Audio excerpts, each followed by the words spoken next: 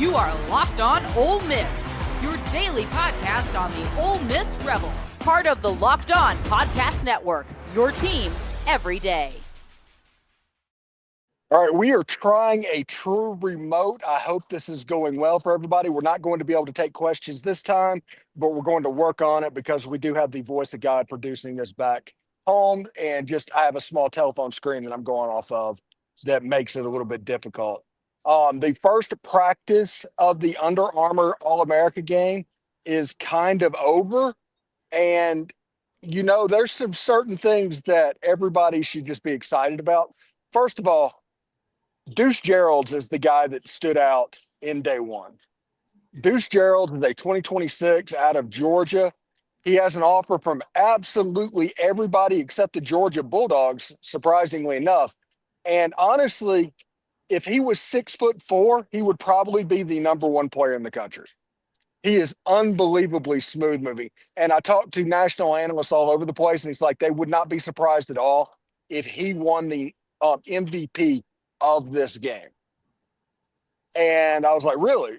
It's like, yeah. And, you know, we talked is like, you know, you don't necessarily need that height because you have like Aaron Donald. I'm not comparing him to Aaron Donald, but you can be 5'11" and be a dominant defensive lineman.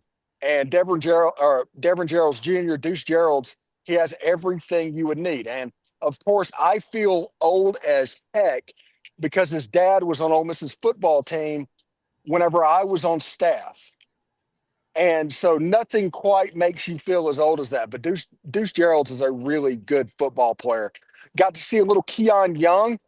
Had a little bit of nerves in day one. I think he's going to be fine. They're working him predominantly at free safety. So what's going on with him, we'll see how he develops over the next couple of days before he gets to Oxford on January 21st. That's when he's coming to Oxford. Cortez Thomas, saw him a little bit as well. Just a natural football player. That's what, in the same way that Suntarine Perkins was. Cortez Thomas is a football player in that vein. He was working, it looked like, with the starters on defense, but it was kind of hard to tell because it was day one all-star practice. But he was already taking charge of the other DBs in the secondary, which means that him talking about having a high football IQ and that being a strength of his game was actually a real deal thing. Tristen Keys, saw him. Really nice catch he made during the 7-on-7 period. It was a difficult catch that he just made routine, and that definitely stood out to me as well. Those were the main players from this game. Like I said, Deuce Geralds, if he was 4 inches taller, he'd be the number one player in America. He looks absolutely like a number one type football player. And there's not a lot to say about that. Now, the other thing that I want to talk about before we get out of here tonight is Ole Miss has been putting videos on their website, getting ready during practice for the Gator Bowl. And one of them was Jackson Dart throwing a pass, but the guy that he play action passed to was Logan Diggs. You got to see a clear number 22 line up with Jackson Dart. And we've talked about that game, and we're going to talk about that game for several days leading up to it on January 2nd. And we'll see exactly how it goes there.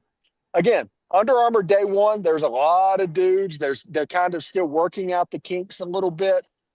They're not doing as much contact as you would like. I talked with John Garcia and Brian Smith, the Florida football scout, and they was like, hey, all of these things where you talk about these standouts in day one, you need to find a linebacker, but how do you find a linebacker?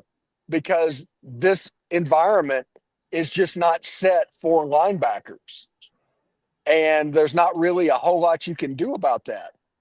Linebackers, I'm sure, are really good, but they're just not set up. They did a little bit of inside run, but there was no real hitting for inside run. They did 7-on-7. There's no real hitting. The linebackers are at such a disadvantage in this game, especially during the early part of the game, to where when the game actually kicks off is probably going to be the first time that a linebacker stands out to somebody, honestly. Again, there's a defensive lineman out of Picayune. I did not notice him. If something pops with him, you know, I would talk about it as well. But the Mississippi contingent at this game played pretty well. They did what you hoped that they would do, and especially the Ole Miss signings, the Keon Youngs, the Cortez Thomas. Cortez Thomas genuinely looked like a natural athlete out there. And, I mean, that's all you'd ask. Like Sunshine Perkins, similar, just a football player. So we'll see exactly how it goes. But this was my first test. I'm sorry it's so short, but this is my first test at doing one of these true remotes. Hope everybody has a good day. Tomorrow, we're going to talk a little bit about Ben Bell and a potential transfer visitor. Next week, we're going to talk about the Gator Bowl and some of the storylines going into that game. So we'll see exactly how it goes. Anyway, for the voice of God back in the studio, I'm Steven Willis. I hope you enjoyed this for what we can. We're going to do live remotes more often, and they're going to be longer, and they're going to be more complex now that we know we can do it. So I hope everybody has a good night. We'll talk to you later. Hotty toddy, everybody.